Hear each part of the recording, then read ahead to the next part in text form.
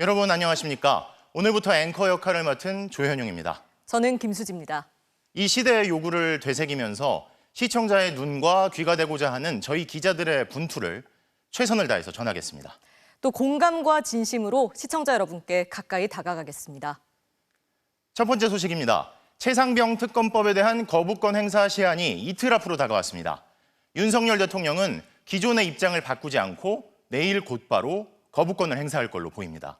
야권 7개 정당은 오늘 대통령실 앞에 모여 특검법을 수용하라며 강하게 압박했습니다. 홍익표 기자입니다. 최병 특검 즉각 공포하라! 대통령실 앞으로 정치권의 발길이 이어졌습니다. 최상병 특검법을 처리할 국무회의를 하루 앞두고 7개 야당 지도부가 장외 여론전에 나선 겁니다. 윤석열 대통령을 향해 한 목소리로 최상병 특검법을 수용하라고 요구했습니다. 더 이상 국민의 70% 가까이가 찬성하는 이 특검법을 정치적 공세라고 몰아붙일 일이 아니라고 생각합니다.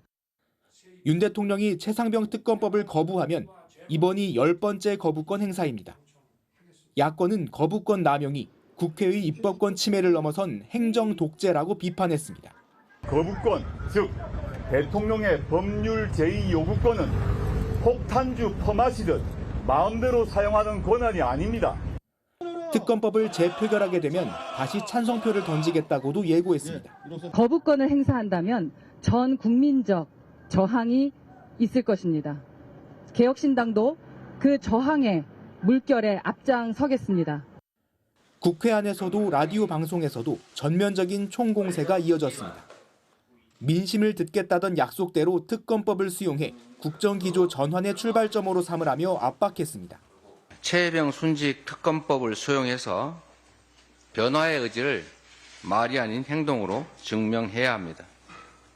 내일 국무회의에서 또다시 거부권이 반복돼서는 안 됩니다. 탄핵 사유가 될 수 있다는 경고까지 나왔습니다.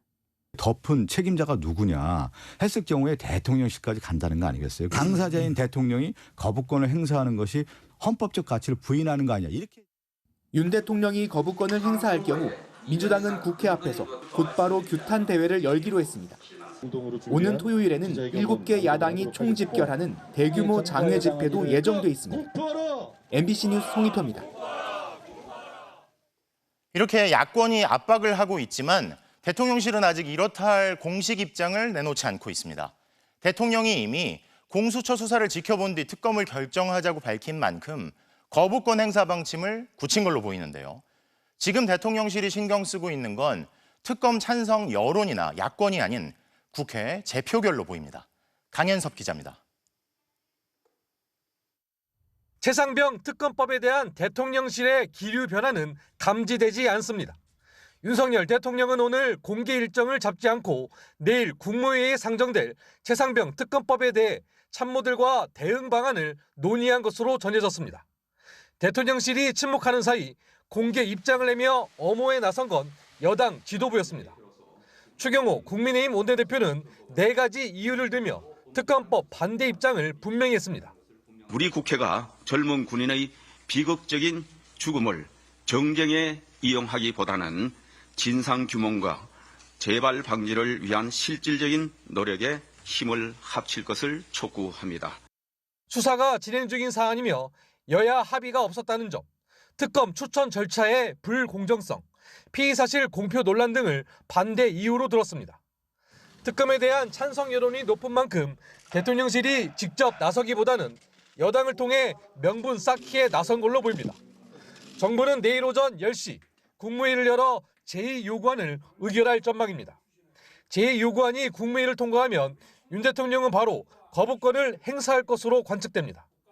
대통령실은 오는 28일 21대 국회 마지막 본회의에서 야당이 재의결에 나서는 것에 대해서도 촉각을 곤두세우고 있습니다.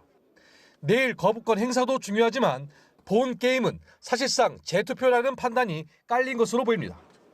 여당이 단일 대우를 강조하며 이탈표 방지에 나선 가운데 21대 국회 마지막까지 여야가 치열한 수싸움을 벌일 것으로 전망됩니다. MBC 뉴스 강현소입니다.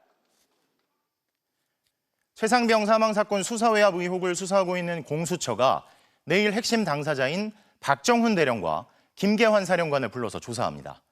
이번 사건의 핵심 쟁점인 대통령 경로서를 확인하기 위해 두 사람을 한자리에 앉혀놓고 묻는 대질 조사가 이뤄질 걸로 보입니다.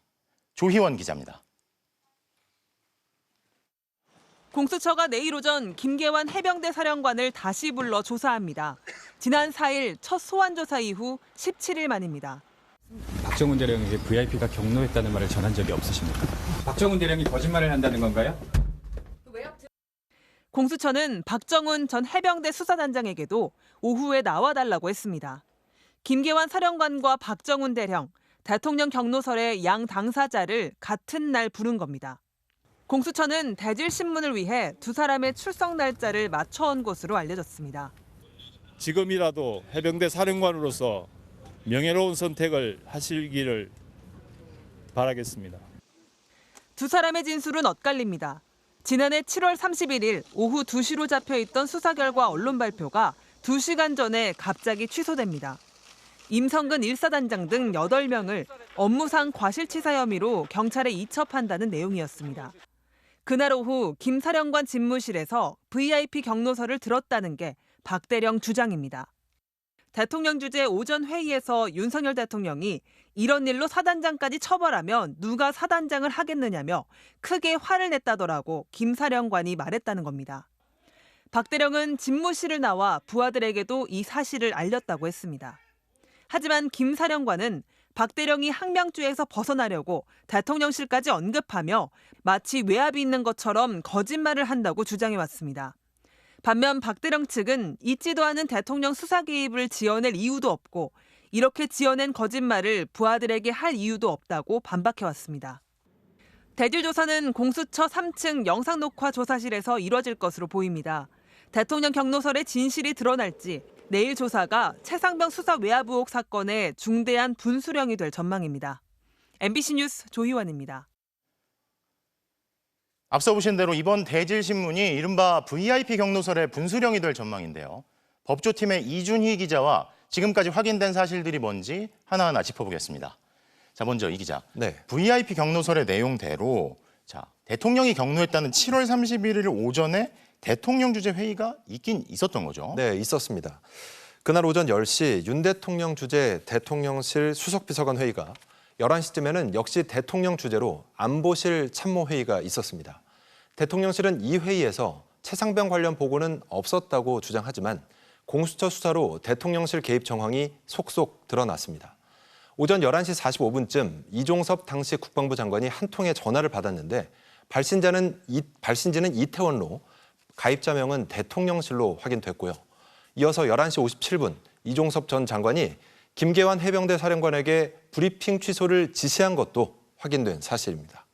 이에 앞서 임기훈 대통령실 국방비서관이 오후 2시로 잡혀있던 해병대 수사단 언론 브리핑 자료를 조태용 당시 국가안보실장에게 서면 보고했다는 내용도 확인됐습니다.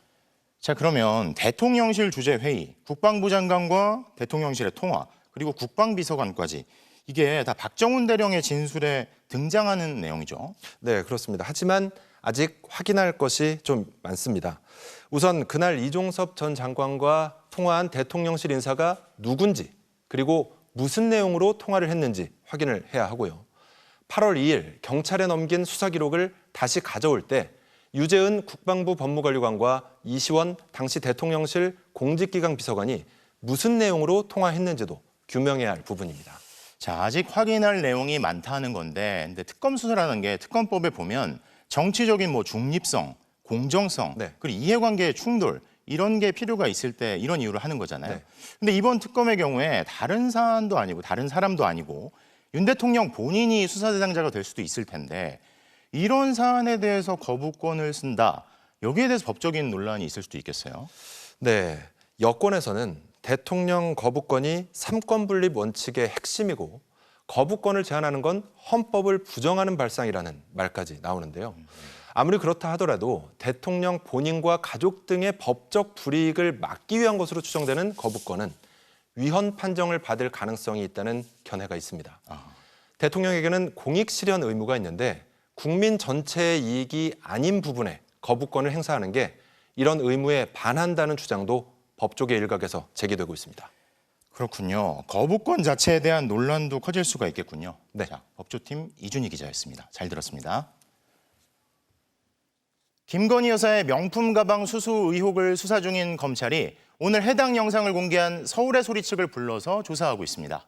김 여사에 대한 새로운 청탁 의혹도 추가로 제기됐는데요. 예정됐던 핵심 관련자들 소환 조사가 마무리되면서 김 여사에 대한 조사 여부, 그리고 방식은 어떻게 될지 관심이 쏠립니다. 김상훈 기자입니다. 김건희 여사가 명품 가방을 받는 영상을 공개한 서울의 소리 백은종 대표가 검찰에 출석했습니다. 윤석열 대통령과 김 여사를 청탁금지법 위반 혐의 등으로 고발한 지 5달 만입니다. 주는 대로 다 받았다. 그렇지 않습니까? 우리 여러분들도 누가 와서 청탁을 하고 선물을 주면 안 받고 그 사람 카톡도 차단하고.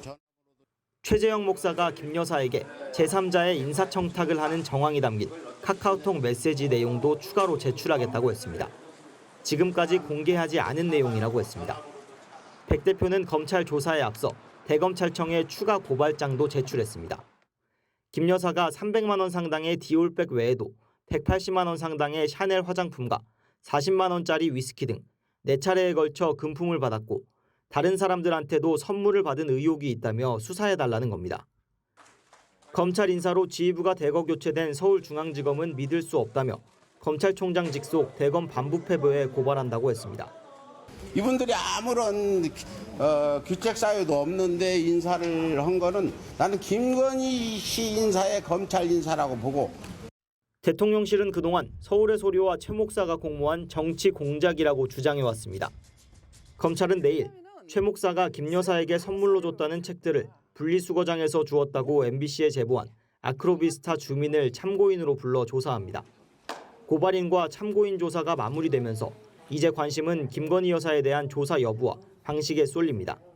명품백 수사 실무를 총괄하는 1차장이 누가 될지, 담당 부장인 형사 1부장이 자리를 유지할지가 김 여사에 대한 조사 향방을 가르는 관건이 될 걸로 보입니다. 검찰 인사는 다음 주쯤 마무리됩니다. MBC 뉴스 김상훈입니다. 이렇게 김건희 여사에 대한 수사가 불가피할 걸로 보이는데도 김 여사는 아무런 입장 표명을 하지 않고 있습니다. 김 여사 사건 수사를 지휘하는 서울중앙지검장이 바뀐 이후에는 오히려 공개 활동을 늘리고 있는데요. 영부인 리스크를 관리하는 특별감찰관 제도 이야기가 여권에서도 다시 나오고 있습니다. 김민찬 기자입니다. 캄보디아 총리 부부와 오찬에 이어 불교계 행사까지 참석하며 공개 행보를 이어가고 있는 김건희 여사. 검찰 인사 직후라는 미묘한 시점에 활동을 재개한 건데 대통령실은 앞으로 공개 행보가 계속 이어질 것이라고 밝혔습니다. 김 여사가 자맹에 들어간 건 지난해 12월 명품백 수수 논란 직후였습니다. 그러다가 다시 대중들 앞에 나타났는데도 명품백 논란은 여전히 사그라들지 않고 있습니다. 의혹은 여전한데 김 여사의 입장 표명은 없고 검찰 수사는 이제 막 시작했습니다. 윤석열 대통령이 사과하고 있다고 말한 게 전부입니다. 여당 내에서도 납득할 만한 설명 없이 활동하는 게 부적절하다는 지적이 나왔습니다. 등장에는 저는 설명이 필요했었다고 보거든요. 왜냐하면 그 당시에 이제 명품백 사건 이후로 말하자면 이제 잠행을 하신 거고 그때도 영부인 리스크를 감시할 특별감찰관 임명이 시급하다는 얘기도 다시 나왔습니다. 특별감찰관은 대통령 배우자와 사촌인의 친족 등에 대한 상시 감찰이 주 업무입니다. 특별감찰관도 굉장히 할 것처럼 그랬는데 그런 게 진척이 안 되면서 그냥 공개 행보를 하면은 좀 신뢰가 떨어지고 오해가 있다. 대통령실은 국회 탓을 합니다. 여야가 합의 추천만 하면 특별감찰관을 임명할 수 있는데 국회가 손을 놓고 있다는 겁니다. 하지만 국민의힘은 대통령실에서 먼저 추천 요청이 와야 한다고 말합니다. 국민의힘 관계자는 특별감찰관 임명은 대통령실이 의지를 갖고 시작해야 한다며 여당이 마음대로 할 수 없는 일이라고 토로했습니다. 올 초 김건희 여사 특검법을 거부하며 약속한 제2부속실 설치도 아직입니다. 윤 대통령은 국민이 걱정하지 않도록 검토하고 있다고 말했지만 벌써 석 달이 지났습니다. MBC 뉴스 김민찬입니다. 지금부터는 MBC가 탐사 취재한 단독 보도입니다. 악질적이고 참혹하기까지 했던 디지털 집단 성범죄, N번방 사건을 기억하실 겁니다. 한 대학에서 집단 성범죄 사건이 벌어졌는데요. 우리나라 최고의 지성이라 불리는 서울대에서였습니다. 지금까지 확인된 피해자만 20명에 육박하고 체포된 피의자도 여러 명인데 모두 서울대생이었습니다. 이 사건은 연속 보도로 전해드리겠습니다. 먼저 조국형 기자입니다. 지난 2021년 7월 A씨는 영화 예매 정보를 얻기 위해 휴대폰에 텔레그램 앱을 설치했습니다. 그런데 다음 날 휴대폰에서 알림음이 쉴 새 없이 울리기 시작했습니다. 텔레그램을 통해 쏟아져 들어온 건 수십 개의 음란 사진과 동영상들. 등장인물은 하나같이 A씨 자신이었습니다. A씨 얼굴을 다른 여성의 몸에 붙여 조작하고 이를 이용해 음란 행위를 한 거였습니다. 남성의 성기랑 제 사진을 그렇게 이제 오버랩 해가지고 한 그런 사진과 이렇게 뭐 다리 벌리고 이렇게 있는 여성 나체 사진이라든지. 조작된 음란물은 A씨의 이름, 나이와 함께 단체방에도 퍼뜨려졌고 단체방 참가자들은 이번 시즌 먹잇감이라고 A씨를 성적으로 조롱하며 성폭력에 동참했습니다. 가해자는 이렇게 장기간 이뤄진 성폭력 상황들을 캡처해 다시 A씨에게 전송했고 응답을 요구하며 압박했습니다. A씨가 경찰서로 달려간 뒤에도 성적인 조롱과 압박은 3시간 넘게 계속됐습니다. 3시간 동안 확인만 하고 바로바로 확인은 하는데 답장이 없으니까 너 이거 신고해봤자 못 잡아. 나 잡을 방법 딱 하나 있는데 답장하면 알려줄게. 뒤이어 보내온 메시지는 더 충격적이었습니다. 너를 처음 봤던 나를 잊을 수가 없어? 너를 처음 보고 했던 나를 잊을 수가 없다고. 가해자가 주변에 있다는 거였습니다. 충격과 공포에 떨던 A씨는 몇 달 뒤 놀라운 사실을 알게 됐습니다. 같은 학과에 똑같은 피해자들이 더 있는 거였습니다. 한 친구가 사실 얼마 전에 우리 그 위탁반 선배 누구한테 우리 동기들 3명의 그런 합성 사진 같은 것들이 막 와가지고 그 선배가 그렇게 약간 제보 알려줬었다. 가해자가 유포한 조작된 음란물들을 통해 확인된 피해자는 20명에 육박했습니다. 모두 서울대 여학생이었습니다. 4개 과 정도? 주로 이제 저희 과랑 였고. 피해자 가운데 12명이 경찰에 고소장을 접수한 뒤에도 버젓이 범행을 계속해온 가해자는 결국 지난달 3일 경찰에 체포됐습니다. 신원이 드러난 가해자는 40살 박모 씨. A씨의 같은 학과 선배인 박 씨는 학교를 10년 이상 다니면서 피해자들을 알게 된 것으로 전해졌습니다. 박 씨는 허위 영상물 제작 및 유포 등의 혐의를 인정하고 구속 기소됐습니다. 관련 혐의로 체포된 다른 2명도 모두 서울대 출신 남성입니다. 서울경찰청은 공범이 더 있을 것으로 보고 수사를 확대하고 있습니다. MBC 뉴스 조국현입니다. 핵심 피의자인 박모 씨는 지능적으로 추적을 따돌리며 3년 넘게 범행을 이어갔습니다. 검거에 결정적인 역할을 한 건 5년 전 N번방 사건을 세상에 알린 추적단 불꽃이었는데요. 2년간의 끈질긴 추적 끝에 박 씨가 요구한 속옷을 미끼로 붙잡을 수 있었습니다. 이어서 남효정 기자의 단독 보도입니다. 온라인을 이용해 수십 명의 미성년자를 성착취한 N번방 사건을 파헤친 추적단 불꽃의 일원 원은지 씨. 현재 미디어 플랫폼 얼룩소에서 활동 중인 원 씨를 재작년 여름 서울대 피해자들이 찾았습니다.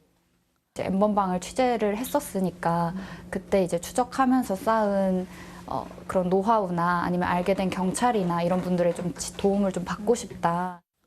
관련 자료를 전달받은 원 씨는 추적 끝에 가해자 박 씨의 텔레그램 대화방에 들어가는 데 성공했습니다. 자신은 음란물을 좋아하는 30대 남성이라며 박 씨에게 접근했습니다. 합성된 사진들을 저한테 계속 보내면서 누가 제일 좋았는지 말해줘. 다음엔 누구 사진을 더 줄게.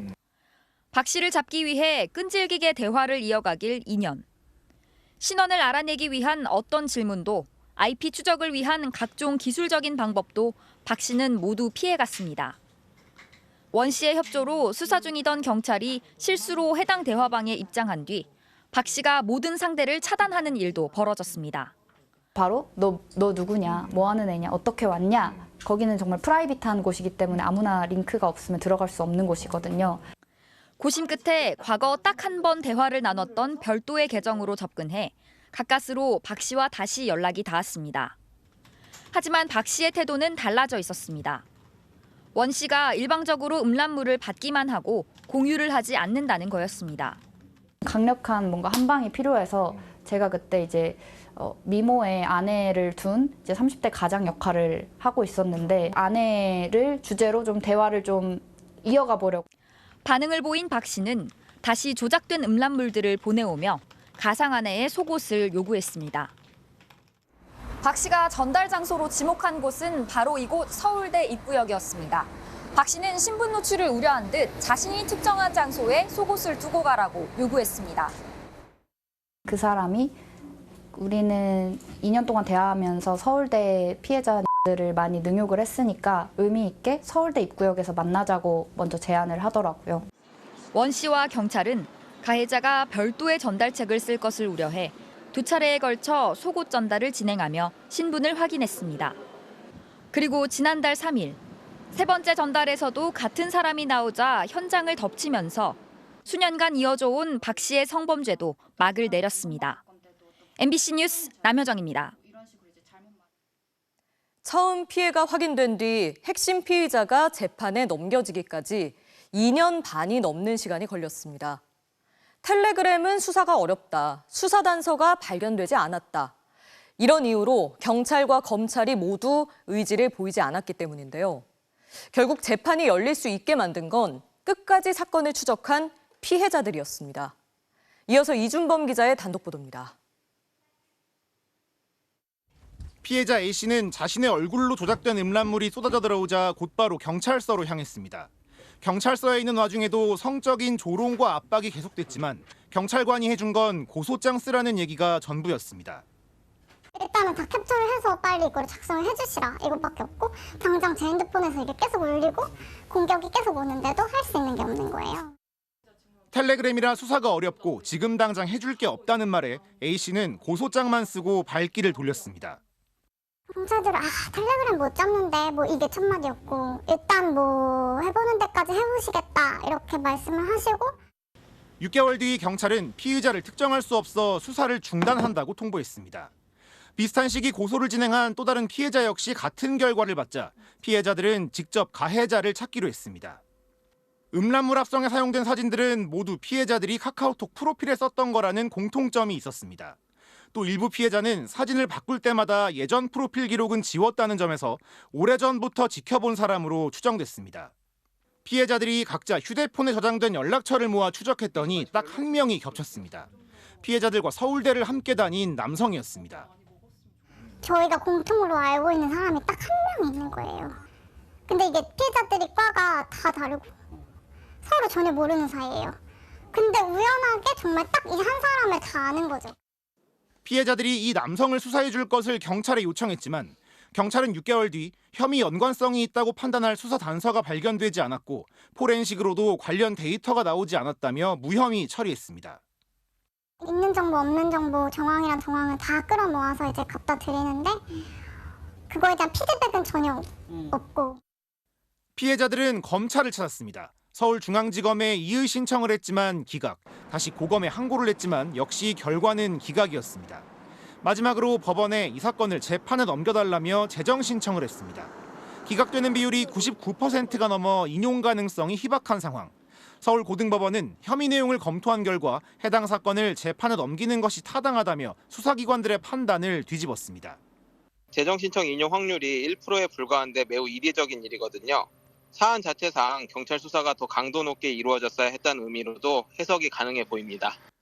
결국 올해 해당 남성에 대한 재판이 열렸고 재수사에 착수한 경찰은 지난달 핵심 피의자 박모 씨를 구속했습니다. MBC 뉴스 이준범입니다. 음주 뺑소니 혐의를 받는 가수 김호중 씨가 오늘 출국 금지된 가운데 경찰 소환 조사를 앞두고 있습니다. 김호중 씨는 어젯밤 공연을 마치고 나서야 열흘 만에 음주 사실을 시인했는데요. 경찰은 향후 수사 협조 여부가 신병 처리의 중요한 판단 요소라고 압박하고 나섰습니다. 백승우 기자가 취재했습니다. 가수 김호중 씨는 어젯밤 입장문을 통해 그동안 부인해온 음주 사실을 시인했습니다. 순간 잘못된 판단으로 실망감을 들여 죄송하다. 조사에 성실히 임하겠다고 했습니다. 음주운전 사실 자체가 점점 명확해지는 것에 대한 부담감이 구속의 가능성이 높아지는 상황으로 바뀌게 되는 거죠. 네. 부인하면 부인할수록. 이제 입장을 바꿔 혐의도 시인하고 자진 출석하겠다고 한 만큼 구속은 필요 없다고 항변하기 위한 전략이라는 겁니다. 반면 경찰은 출국 금지된 김호중 씨에 대해 소환 조사를 한 뒤 신병 처리를 결정한다는 방침입니다. 특히 수사 협조 여부와 증거 인멸 우려가 중요한 판단 요소가 될 것이라고 압박했습니다. 검찰 역시 이번 사건처럼 수사 및 공판 과정에서 사법 방해 행위가 있을 경우 엄정 대응하겠다는 방침을 내놓았습니다. 특히 음주 사고 후 의도적으로 술을 마셔 수사를 방해하는 행위에 대해선 형사처벌 규정을 신설해달라고 법무부에 건의했습니다. 사고 후 김호중 씨가 경기도 구리의 편의점에서 술을 사는 장면이 포착되면서 음주 사실을 숨기기 위한 것이라는 의혹도 받고 있기 때문입니다. 경찰은 우선 음주운전 입증을 위해 위드마크 공식을 적용하기로 했습니다. 김 씨가 도주해 당시 측정치가 없는 만큼 마신 술의 양과 종류, 체중 등을 고려해 운전 당시 혈중 알코올 농도를 유추하는 겁니다. 하지만 이렇게 낸 수치가 재판에서 증거로 인정되지 않는 사례도 있습니다. 지난 2018년 방송인 이창명 씨의 음주운전 재판에서 위드마크 공식에 기반한 검찰 주장에 대해 법원은 합리적 의심은 들지만 증명되지 않는다며 음주운전 혐의는 무죄를 선고했습니다. 그래서 경찰은 위험운전치상죄 적용도 검토 중입니다. 위험운전치상은 혈중 알코올 농도로 판단하는 게 아니라 만취된 상태에서 정상적인 운전이 곤란하냐 이걸로 판단해요. 전치 이주 진단, 그러니까 경미한 부상이라도 위험운전치상죄에 해당되면 변함없어요. 또 특가법상 도주치상죄, 사고 후 미조치죄, 증거인멸과 범인 도피죄 등도 적용될 수 있습니다. 김 씨의 변호를 맡은 조남관 변호사는 MBC와의 통화에서 출석 일정은 현재 조율 중이며 구속영장 신청 시 정당한 변론 범위 안에서 다퉈볼 것이라고 말했습니다. MBC 뉴스 백수입니다. 김호중 씨는 음주 사실을 뒤늦게 인정하면서도 계획된 공연을 취소하지는 않았습니다. 뒤늦은 시인과 공연 강행, 모두 수십억 원 규모의 공연 매출 때문 아니냐는 추측이 나옵니다. 보도에 문다영 기자입니다. 김호중 씨가 술을 마셨다고 인정한 건 어젯밤 이틀간의 창원 콘서트를 마친 직후였습니다. 공연을 마친 뒤 사실을 밝힌 건 결국 매출 때문이라는 분석이 나옵니다. 창원 콘서트장이 수용할 수 있는 관객은 5,800여 명. 김 씨의 콘서트 좌석은 VIP석 23만 원, R석 21만 원 두 단계로 판매돼 이틀 공연에 최소 20억 원 이상의 공연 매출을 올린 걸로 추정됩니다. 콘서트라는 게 위약금 규모가 너무 엄청나기 때문에 이게 취소가 어려워서 그동안 음주운전에 대해서도 무리하게 부인을 하고 또 콘서트도 강행을 하는 것이 아니냐. 김 씨는 오늘 23일과 24일에도 클래식 공연에 참가합니다. 티켓 가격은 최소 15만 원에서 최고 23만 원. 당초 이틀 공연 2만석이 매진돼 매출이 40억 원에 이르는 걸로 추정됐지만 음주 여파로 취소표가 수천 장씩 나오고 있습니다. 환불수라는 게 관객들의 몫이 되는데 이런 상황은 사실 귀책 사유가 김호중 씨한테 있기 때문에 관객들한테만 전가하는 것은 타당하지 않다라는 것이. 6월 초 김천에서 열릴 예정이었던 콘서트는 연출을 맡기로 한 SBS 미디어넷이 손을 떼 무산될 상황입니다. 이런 가운데 김 씨는 팬카페에 올린 글에서 어리석은 행동을 반성한다면서도 돌아오겠다며 복귀를 암시했습니다. 일부 팬들은 살다 보면 그럴 수 있다며 김 씨를 두둔하기도 했는데 김 씨와 소속사가 강성 팬덤 뒤에서 음주 사실을 숨기다 일이 더 커진 모양새입니다. 한 온라인 게시판의 트로트 팬들은 김 씨를 구속 수사하라 성명까지 내며 대중을 속인 김 씨에 대해 실망감을 나타냈습니다. MBC 뉴스 문다영입니다. 국내 인증을 받지 않은 해외 제품의 직구를 막겠다고 했다가 논란이 커지자 이를 철회한 정부의 대응을 두고 파문이 일고 있습니다. 여당에서도 설익은 정책이라는 비판이 나왔고 급기야 대통령실 정책실장은 거듭 사과했는데요. 대통령실은 다만 윤석열 대통령이 이번 정책을 직접 보고받지는 않았다라고 선을 그었습니다. 지윤수 기자입니다. 대통령실 정책실장이 예정이 없던 브리핑을 자청했습니다. 해외 직구 대책 혼선에 대해 거듭 사과했습니다. 국민 여러분께 혼란과 불편을 드린 점 다시 한번 사과의 말씀을 드립니다. 안전 문제를 해결하려고 정책을 준비했지만 소비자의 선택권을 제한해 국민들이 불편할 거란 점을 고려하지 못했다고 설명했습니다. 지난 16일 정부가 어린이 용품 등 80개 품목은 KC 인증이 없으면 해외 직구를 금지하기로 하자 진보, 보수 구별 없이 비판 여론이 들끓었습니다. 과도한 규제, 무식한 정책, 졸속 시행, 주말 사이 여권 주자들의 비판도 쏟아졌습니다. 급기야 현재 여당 지도부조차 공개 저격에 나서자 결국 대통령실이 고개를 숙인 겁니다.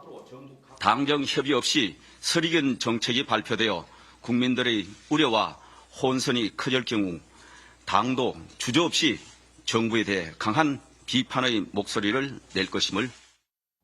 윤석열 대통령은 정책을 전면 재검토하고 재발 방지 대책을 마련하는 한편 정책실장이 직접 사과하라고도 지시했습니다.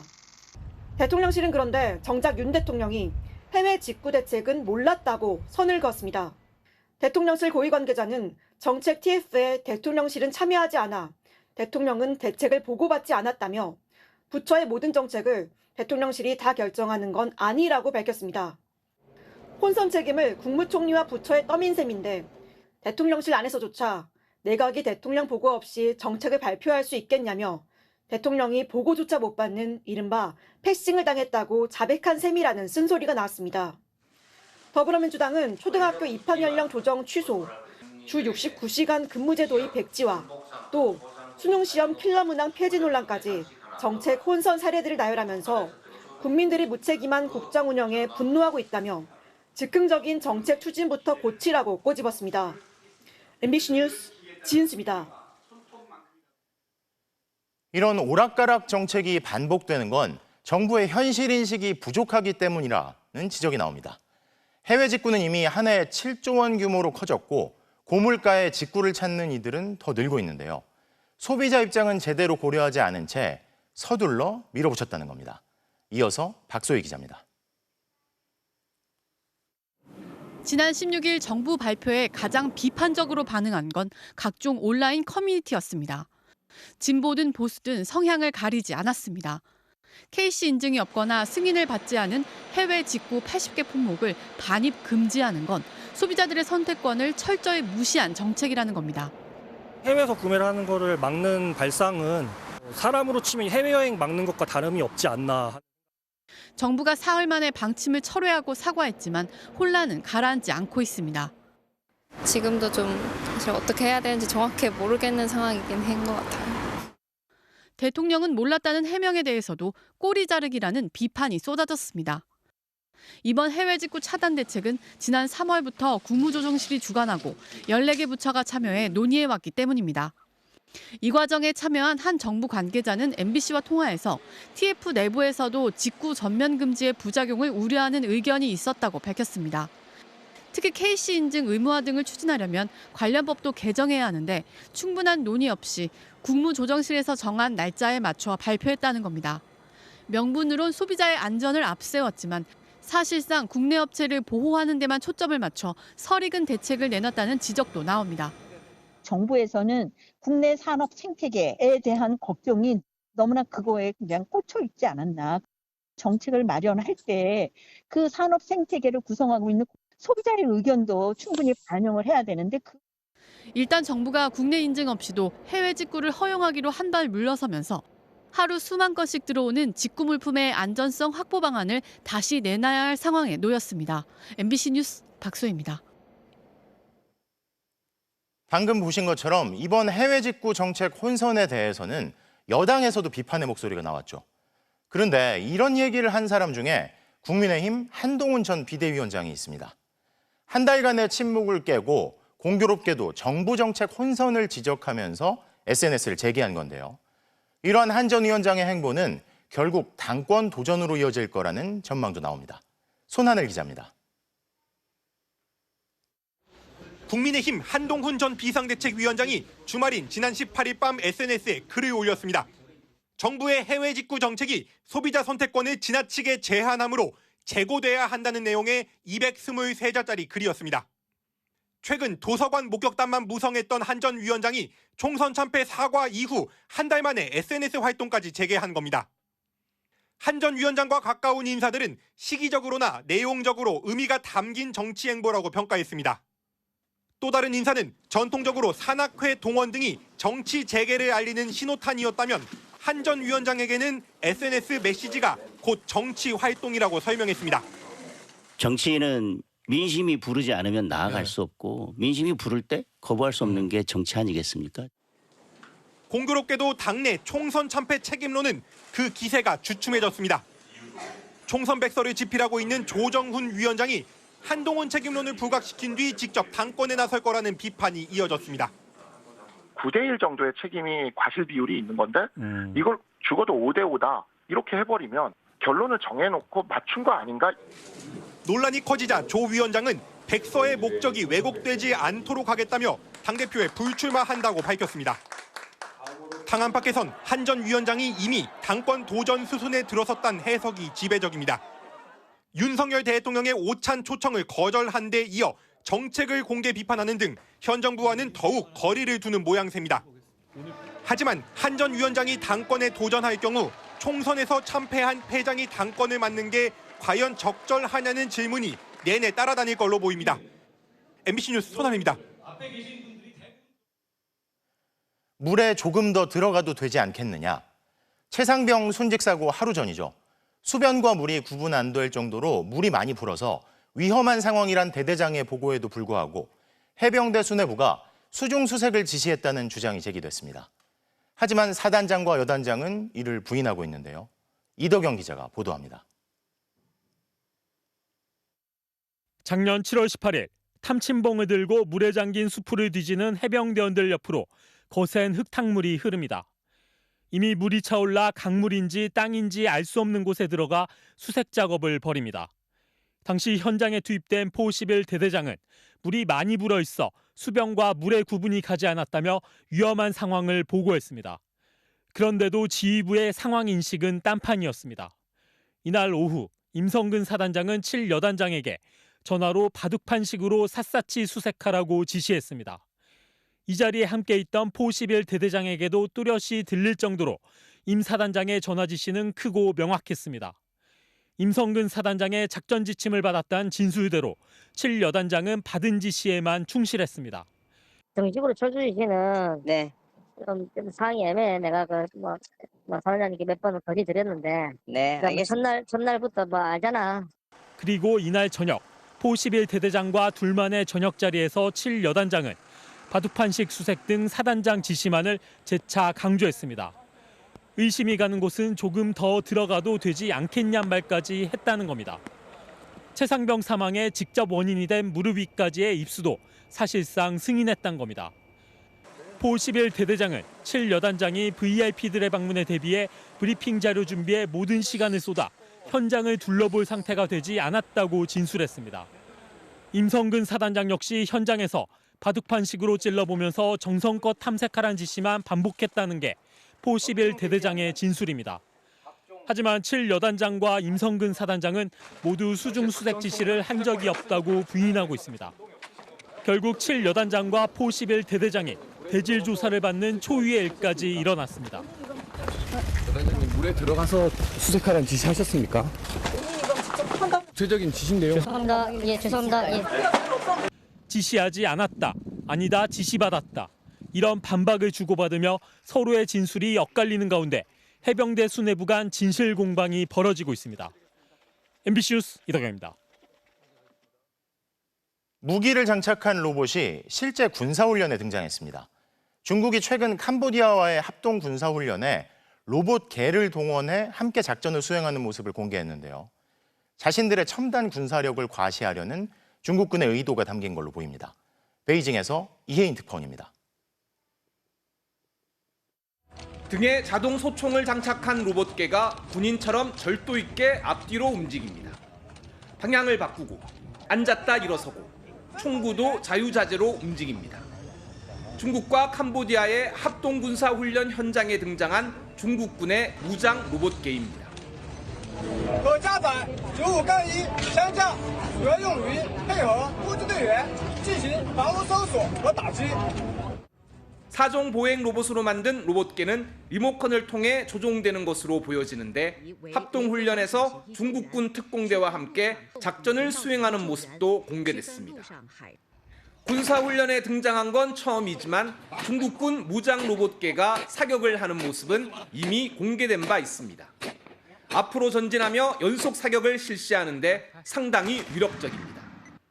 지난 2022년 열린 러시아 무기 박람회에서는 소총보다 화력이 훨씬 큰 대전차 로켓을 탑재한 로봇계도 등장한 바 있습니다. 중국 업체의 로봇을 개조한 이 로봇계도 엎드렸다 일어서거나 방향을 바꾸는 동작을 자유자재로 구사했습니다. 중국뿐만 아니라 미국 등 상당수 국가가 로봇을 활용한 무기 개발에 나서고 있습니다. 특히 로봇의 인공지능 기술을 접목하는 연구가 활발해지고 있습니다. 하지만 로봇이 자율적 판단에 따라 인명을 살상하는 것을 허가해서는 안 된다는 우려의 목소리도 커지고 있습니다. 베이징에서 MBC 뉴스 이혜인입니다. 비가 많이 내렸던 지난 겨울에는 산불이 비교적 덜했는데요. 하지만 이런 때에도 군부대 사격장 인근에서는 산불 피해가 끊이지 않았습니다. 사격장에서 불이 나면 진화도 더 어렵다는데요. 왜 그런지 류현준 기자가 취재했습니다. 강원도 한 마을 초입에 군이 세운 표지판이 보입니다. 주변 군 사격장에서 훈련할 땐 도로가 통제된다고 적혀 있습니다. 길을 따라 들어가자 산 능선마다 맨 땅이 보입니다. 발사된 포탄이 떨어진 지점, 피탄지로 추정되는데 지난해 3월 이 사격장에 불이 나 축구장 50개 면적에 달하는 산림이 재가됐습니다. 당시 산림당국은 48시간 만에 진화했다고 했지만 불씨가 되살아나 주민들은 나흘이나 불안에 떨었습니다. 이쪽에서 꺼지다가 또 이쪽으로 또 옮겨서 또 일어나고 해가지고 시간이 길은 것 같아. 군 사격장에서 불이 나면 불발탄과 미확인 질의 폭발 위험 탓에 땅에선 불을 끄지 못하고 헬기로 꺼야 합니다. 공중에선 잔불 정리와 감시가 쉽지 않아 불이 며칠간 이어지는 경우가 많습니다. 사격장 산불 대응이 어려운 이유 또 있습니다. 사격장이 많은 강원 북부에는 소나무 군락지가 넓게 퍼져 있습니다. 침엽수는 화렵수보다 불길 확산 속도가 1.3배 빠르고 2.4배 더 오래 지속됩니다.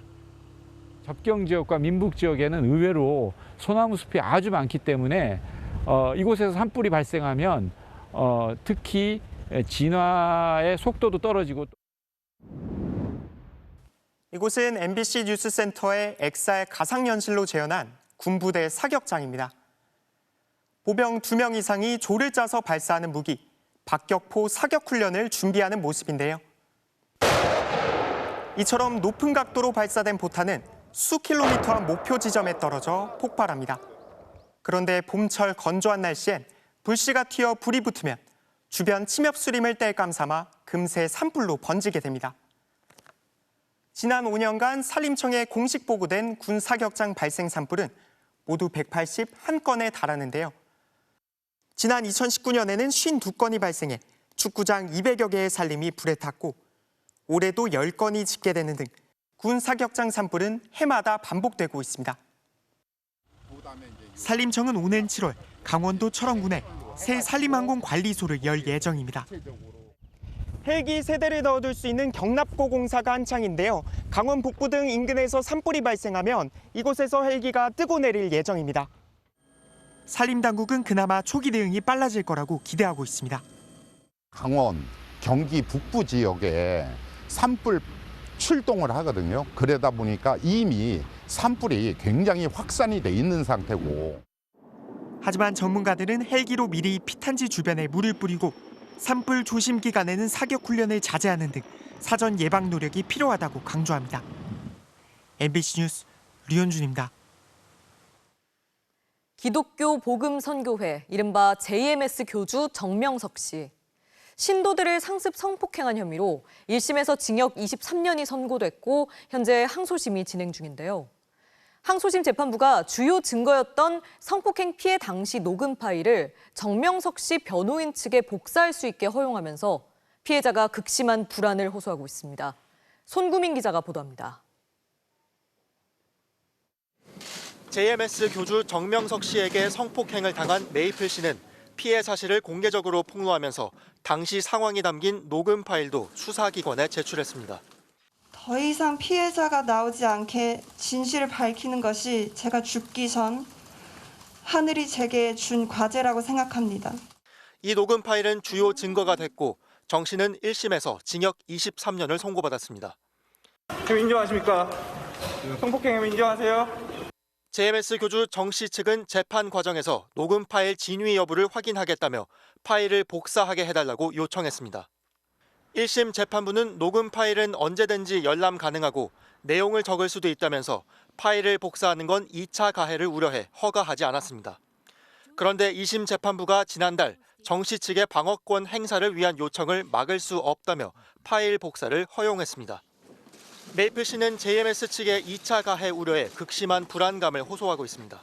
그 파일이 그 사람들이 가지고 있으면 뭘 하는지 잘 알 수 없잖아요. 제가 어떻게 할 수 있는 상황이 아니라서요. 저 더 이상 안 할래요. 너무 힘들어요. 저도 제 삶을 살아야 되거든요. 검찰과 피해자 측의 반대에도 법원 허가에 따라 정 씨를 변호하는 법무법인 3곳 모두 지난 7일 100분가량의 녹음 파일을 모두 복사해 갔습니다. 특히나 피해자가 직접 전화를 해서 울면서 호소를 해도 이것마저 무시를 하고 이 재판부에게 지금 가장 중요한 가치가 뭔지 되묻고 싶습니다. 메이플 씨와 피해자 모임 측은 벌써 JMS 신도들 사이에 녹음 파일이 유출되고 있는 정황을 포착했다며 파일을 유출한 것으로 의심되는 변호사들을 특정해 고소하겠다고 밝혔습니다. 100분가량 길이의 분량을 전부 다 들은 것으로 확인이 됐습니다. 정 씨 변호인 측은 피해 당시 상황을 정확히 확인하기 위해 녹음 파일 복사가 필요하며 유출 의혹과 관련해선 따로 입장이 없다고 밝혔습니다. MBC 뉴스 송구민입니다. 법원 결정으로 의대 증원 갈등이 일단락됐다고 보는 정부가 내년도 입시 절차를 진행하는 데 본격 착수했습니다. 이달 안에 입시 요강이 확정되도록 각 대학들을 독려하고 있는데요. 병원을 떠난 전공의들은 오늘까지 복귀하지 않으면 내년 전문의 시험 응시 자격을 잃게 되는데도 대부분 꿈쩍하지 않고 있습니다. 송사영 기자입니다. 이주호 사회부총리 겸 교육부 장관이 의과대를 운영하는 전국 40개 대학 총장들과 온라인 간담회를 열었습니다. 내년도 의대 증원이 반영된 학칙 개정을 속히 마무리해달라고 당부했습니다. 정부의 의대 증원 확대 결정에 따른 대학별 학칙 개정은 고등교육법 시행령에 따라 대학에서 반드시 따라야 하는 의무사항입니다. 한국대학교육협의회가 오는 24일 내년도 입시 전형 계획을 승인한 뒤 30일 결과를 발표하면 의대 증원 규모는 공식 확정됩니다. 주로 수시 모집을 통한 지역 인재 전형의 선발 인원이 얼마나 늘어날지 우선 관심입니다. 1,500명 안팎이 증원되는 만큼 내년도 의대 정원 규모는 4,500여 명. 1,000명 남짓 규모였던 지역 인재 선발 인원이 내년도에는 2,000명 수준에 근접할 전망입니다. 특히 증원분이 집중된 비수도권 의대의 경우 지역 인재 선발 비율이 의무 규정인 40%를 훌쩍 넘어 60% 이상이 될 것으로 보입니다. 학원가에선 이미 의대 입시에 뛰어들려는 재학생과 직장인들의 움직임이 감지되고 있습니다. 대학에서 기말고사가 종료되는 시점이 6월 말경에 각급 학원들에서는 이제 반수생, 특히 의대반 편성이 시작이 될 수 있고 지금 현재는 대학에 재학 중인 학생들의 문의가 늘어나고 있는 상황입니다. 지난 2월 진료 현장을 떠난 전공의들은 내년도 전문의 시험 응시 자격이 유지되는 오늘까지도 기존 입장을 고수하고 있습니다. 현장에서 보는 분위기는 전공의들 그 입장이 전과 전혀 변함이 없고 같이 싸우고 있는 학생들의 입장은 오히려 더 강경한 걸로 알고 있습니다. 전공의들의 복귀 여부에 촉각을 곤두세우고 있는 정부는 이들의 전문의 시험 응시가 대규모로 지연될 경우 군의관과 공보위 배출 등의 연쇄 차질이 빚어질 것으로 우려하고 있습니다. MBC 뉴스 송서영입니다. 서울시가 추진 중인 외국인 가사관리사 시범 도입 시기가 9월로 확정됐습니다. 우선 필리핀에서 가사관리사 100명이 들어오는데 월급은 206만 원가량, 내국인과 같이 최저임금을 보장하는 수준입니다. 그러나 오세훈 서울시장은 향후 이들에게는 최저임금을 차등 적용해야 한다는 입장이어서 외국인 차별 등 논란도 커질 전망입니다. 이지은 기자입니다. 필리핀 정부는 이달 초 한국에서 일할 가사관리사 지원자 모집에 나섰습니다. 경력과 지식, 어학능력, 범죄 이력 등 각종 검증을 통과한 최종 100명은 국내 교육을 거쳐 오는 9월부터 6개월간 각 가정에서 일하게 됩니다. 저출생 대책이란으로 서울시가 추진해온 외국인 가사 도우미 시범 사업입니다.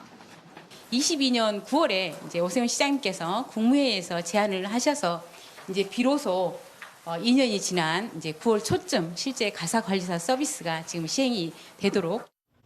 이들은 서울 거주 20에서 40대 맞벌이 부부와 한부모 가정, 다자녀 가정 등에 우선 배치돼 출퇴근 형태로 육아와 가사 서비스를 제공하고 최저임금을 적용해 주 40시간 근무 기준 월 206만 원가량을 받게 됩니다. 많이 비용이 절감된 것 같지는 않아요. 왜냐하면 한국 분들도 일하고 싶으신 분들이 많이 계신 것 같아서 조금 더 낮으면 좋지 않을까, 비용이.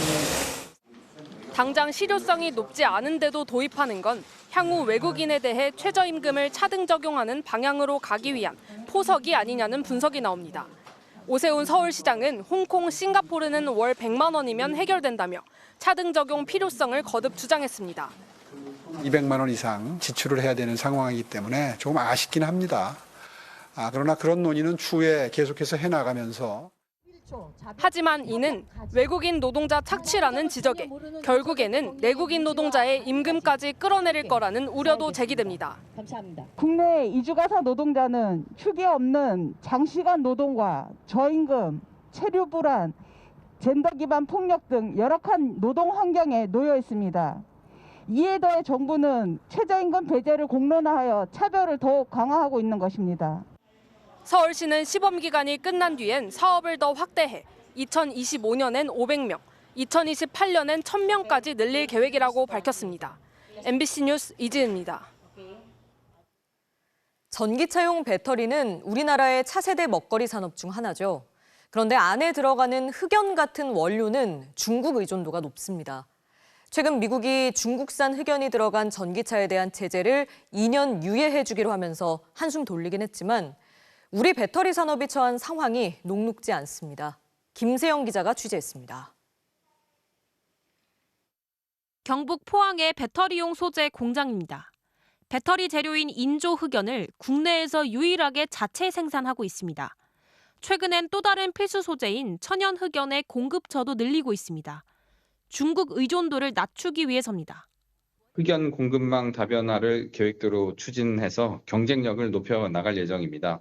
올해 3월 호주 업체와 아프리카 모잠비크산 천연 흑연 대량 공급 계약을 체결을 했고 전기차에 들어가는 배터리, 2차 전지용 흑연은 95% 넘게 중국에서 들여오고 있습니다.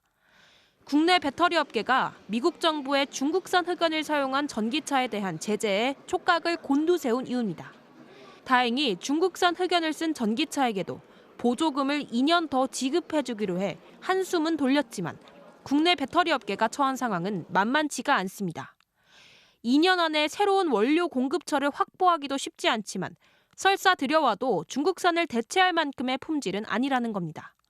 고순도화 처리를 거쳐야지만 우리가 리튬을 2차 전지 응급 활물질로 쓸 수가 있는데 중국 쪽이 훨씬 더 앞서 있는 상황입니다. 게다가 전기차 판매량 자체도 줄고 있습니다.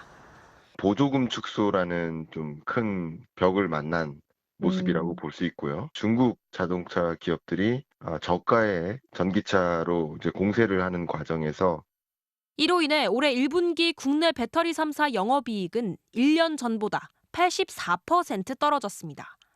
중국산 배터리의 공세도 거셉니다.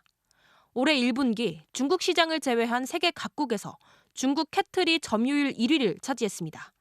지난해 1위였던 우리의 LG 에너지 솔루션을 역전한 겁니다.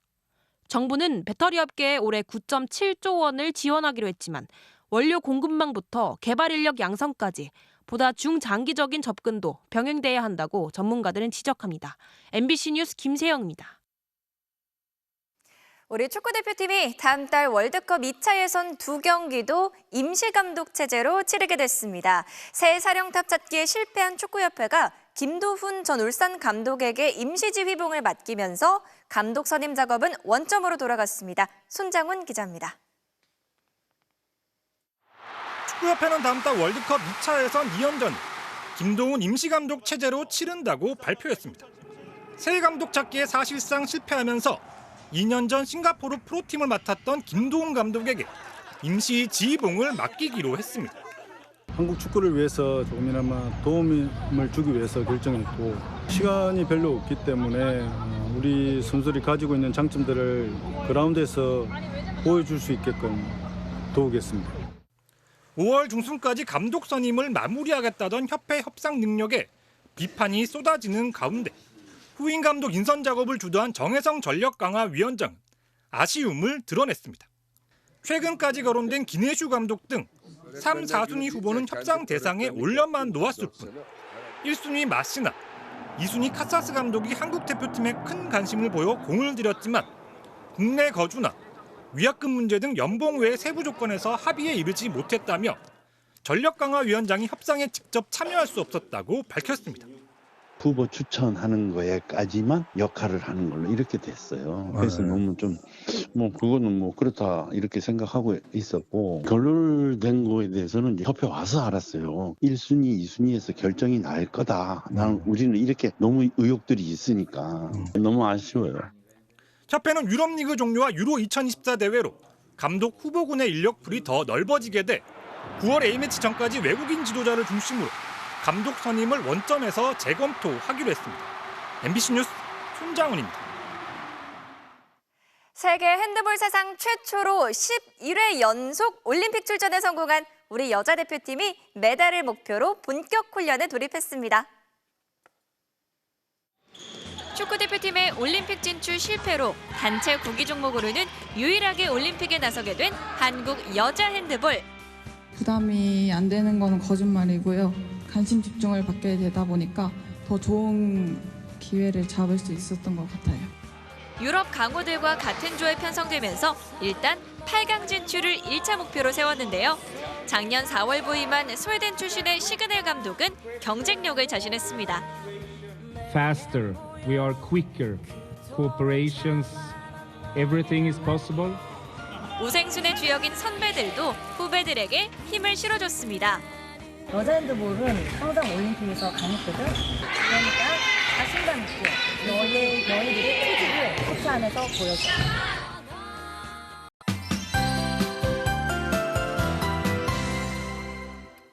오늘 여름의 두 번째 절기 소반이었습니다. 지금 보시는 건 연천의 한 농가인데 이 본격적인 여름의 문턱에 접어들면서 첫 모내기를 시작한 모습입니다. 절기상 소만인 오늘 중부지방은 흐렸지만 남부지방은 5월 중순 역대 최고 더위가 나타났습니다. 오늘 창원의 낮 최고 기온이 31.2도, 부산 28.7도, 완도 30도로 관측사상 신기록을 세웠습니다.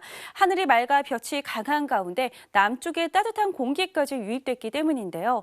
내일은 서쪽 지방을 중심으로 더위가 나타나겠습니다. 서울의 낮 최고 기온 28도로 오늘보다 5도가량 높아지겠고요. 또 볕이 강한 오후 시간대 오존 농도가 일시적으로 높아지겠습니다. 오늘 밤 사이 서해상에 바다 안개가 들어오겠습니다. 출근길 경기 서해안과 충청, 전북을 중심으로 가시거리 200m 미만의 짙은 안개가 끼겠습니다. 아침 최저 기온은 서울이 17도, 안동 12도로 오늘과 비슷하겠습니다.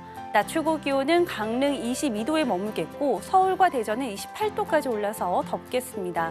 다음 주 월요일에는 수도권과 강원도, 남해안을 중심으로 비가 내릴 전망입니다. 날씨였습니다. 월요일 뉴스데스크 마치겠습니다. 시청해주신 여러분 고맙습니다.